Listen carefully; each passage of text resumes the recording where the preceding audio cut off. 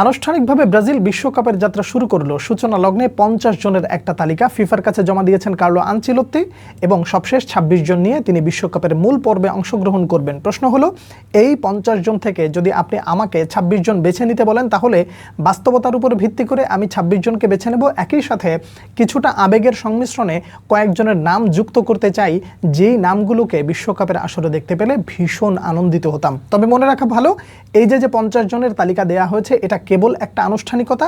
এই তালিকার বাইরে থেকে যে কেউ যুক্ত হতে পারবে না এমন কোনো বিধিনিষেধ নেই। সবশেষ কার্লো আনচেলত্তি যে 26 জনের নাম ঘোষণা করবেন, এই 50 জনের বাইরে থেকেও একটা দুটো নাম যুক্ত হতে পারে, এতে কোনো নিয়ম বা বাধা নিষেধ নেই। তাহলে চলেন এই 50 জন থেকে আমি যে 26 জনকে বেছে নেব, সেই 26 জন নিয়ে বিস্তারিত আলোচনা শুরু করা যাক। শুরুতেই forward line: Neymar junior Santos, Vinicius junior Real Madrid, Raphinha Barcelona, Matheus Cunha Manchester United, Luiz Henrique Zenit Saint Petersburg, Gabriel Martinelli Arsenal, João Pedro Chelsea, Endrick Real Madrid, Rayan Bournemouth, Igor Thiago Brentford.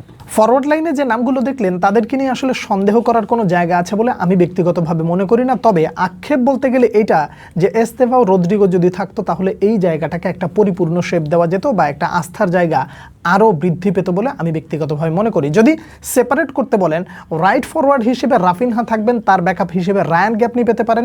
Ryan যদি না হয়, তাহলে সেখানে Antonio যুক্ত হতে পারেন। অ্যান্টোনির নামটা একটু পরে বললাম কেন, যে এই লিস্টে অ্যান্টোনিকে না রাখার পেছনে উল্লেখযোগ্য আমার কাছে যে কারণ, তা হলো কার্লো আনচেলত্তির পরিকল্পনায় এখন পর্যন্ত তাকে আমি একটা ম্যাচও দেখিনি।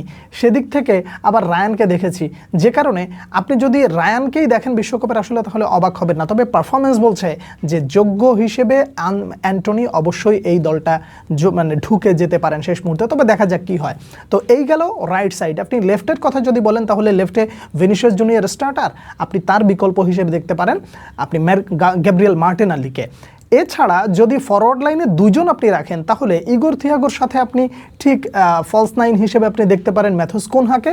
আর যদি নেইমার জুনিয়রকে শুরুর একাদশে দেখেন, তাহলে এখানে একটা পরিবর্তন আসতে পারে এমন, ম্যাথুস কুনহার সাথে নেইমার জুনিয়র ফলস নাইন হতে পারেন, অথবা ইগোর থিয়াগোর সাথে নেইমার জুনিয়র ফলস নাইন হতে পারেন। এইরকম একটা সেট আপ নিয়ে ব্রাজিল সামনের দিকে এগিয়ে যেতে পারে। এই গেল ফরওয়ার্ড লাইন। এবার আসেন মিডফিল্ডে কাদেরকে রেখেছি এবং কেন রেখেছি সে ব্যাপারে কথা বলা যাক। মিডফিল্ডার হিসেবে যারা থাকতে পারেন: Carlos Henrique Casemiro Manchester United, Bruno Guimaraes Newcastle, Fabinho Al Ittihad, Andrey Santos Chelsea, Danilo Botafogo, Lucas Paqueta এবং আন্দ্রেস পেরেইরা। মিডফিল্ডে যে 7 জনের নাম নিলাম, এই 7 জনের মধ্যে আন্দ্রেস পেরেইরাকে এখন অবধি বিশ্বকাপের আলোচনায় বলেন বা কার্লো আনচেলত্তির পরিকল্পনায় এখন অবধি কোথাও দেখা যায়নি। এই লোকটাকে আমি ব্যক্তিগত পছন্দের জায়গা থেকে এই তালিকায় যুক্ত করেছি। আপনি যদি বিকল্প কাউকে চিন্তা করতে পারেন, তাহলে সেই নামটা বলবেন, আমিও চেষ্টা করব মেনে নেওয়ার। এখানে যদি আপনি স্টার্টার হিসেবে ধরেন দুজনকে, তাহলে একেবারে মুখস্থ বিদ্যার মতন বলে দেওয়া যাবে, সেটা হলো ক্যাসিমিরো এবং ব্রুনো গিমারাইজ। এবং বিকল্প হিসেবে আপনি দেখবেন বোটাফোগোর দানিলোকে অথবা আন্দ্রে সান্তোসকে।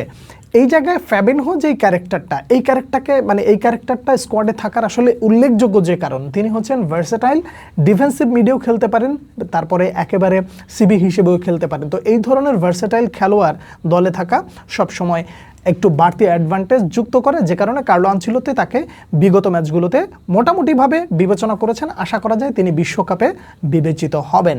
এই গেল মিডফিল্ড।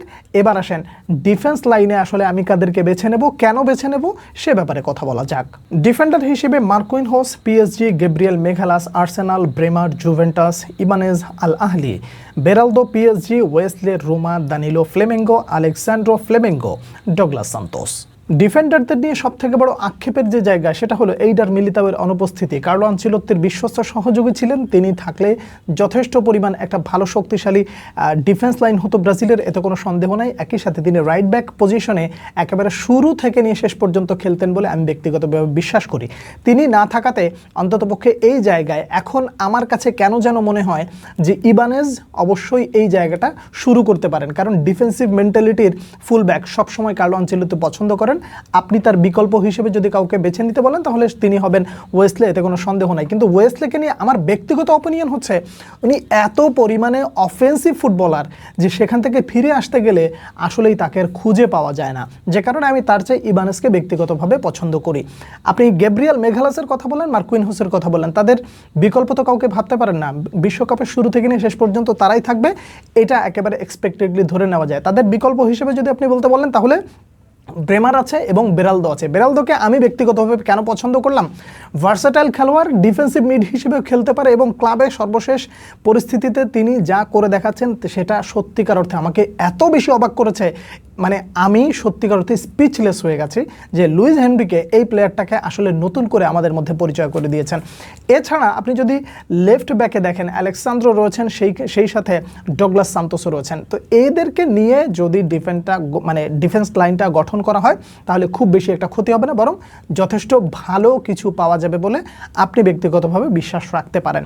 এবার গোলকিপিং পজিশন নিয়ে যদি আপনি আমাকে বলতে বলেন তাহলে একেবারে মুখস্থ কথা, সেই জায়গায় নতুন করে পরিবর্তন হওয়ার খুব বেশি একটা সুযোগ আছে বলে মনে হয় না। তবে মিরাকল হলে অন্য কেউ যুক্ত হতে পারেন বলে মনে হয়। তিনজন মানুষ একেবারে মুখস্থ, সেটা হচ্ছেন লিভারপুল থেকে অ্যালিসন বেকার, ফেনারবার্চি থেকে এডারসন এবং আল নাসের থেকে বেন্তো। এই তিনজনই বিশ্বকাপে যাচ্ছেন।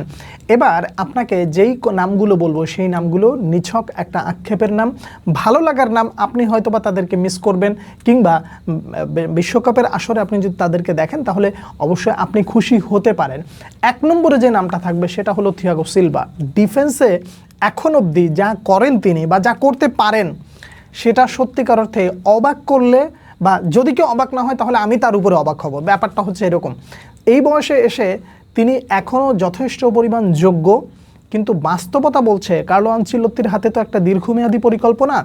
তিনি আসলে দীর্ঘমেয়াদী পরিকল্পনার হিসেব করলে থিয়াগো সিলভাকে এই স্কোয়াডে যুক্ত করতে নাও পারেন, যেহেতু তার মাথার ভেতরে একটা জিনিস রয়েছে যে আমার এর পরের ওয়ার্ল্ড কাপটা সব থেকে বেশি মেজর, কারণ এই পরের ওয়ার্ল্ড কাপ পর্যন্ত, মানে চলতি আসন্ন না, আসন্ন যে আসন্ন এইটা না, এরপরে যেটা রয়েছে 30 বিশ্বকাপ, সেটাকে তিনি মাস্টার প্ল্যান হিসেবে নিতে পারবেন।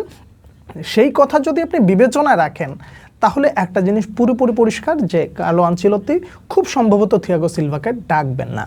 অ্যান্টনির কথা আগেও বলেছি, আপনি ওই জায়গায় যদি আপনি তাকে দেখেন আপনি খুশি হবেন, আমিও ব্যক্তিগতভাবে খুশি হব। লেফট ব্যাকে আমি কার্লোস আগুস্তোকে খুব বেশি পছন্দ করি, যদি এই নামটা পাওয়া যেত তাহলে খুবই ভালো হতো, কিন্তু কার্লো আনচেলত্তি খুব বেশি তাকে নিয়ে পরিকল্পনা করেছেন কিনা এটা আসলে জানি না। তবে যদি নামটা যুক্ত হয় তাহলে আমি খুবই খুশি হব, তার কারণ তিনি যথেষ্ট পোটেনশিয়াল এবং যোগ্য হিসেবেও আমি তাকে ব্যক্তিগতভাবে মনে করি। পুরো স্কোয়াড নিয়ে টেকনিক্যাল অ্যানালাইসিস বলেন, পজিশন ভিত্তিক অ্যানালাইসিস বলেন, ব্যক্তিগত অ্যানালাইসিস বলেন, কিংবা কোন জায়গায় কে এবং কিভাবে করলে সবথেকে বেশি বেটার হয় সেগুলো নিয়ে অনেক আলোচনা হতে পারে। তবে সেজন্য আমাদের অন্ততপক্ষে কার্লো আনচেলত্তি যে 26 জনের নাম ঘোষণা করবেন সেই 26 জনের নাম জানার জন্য আমাদেরকে অপেক্ষা করতে হচ্ছে। যা আমার কাছে ছিল তাই আমি আপনার সামনে তুলে ধরেছি।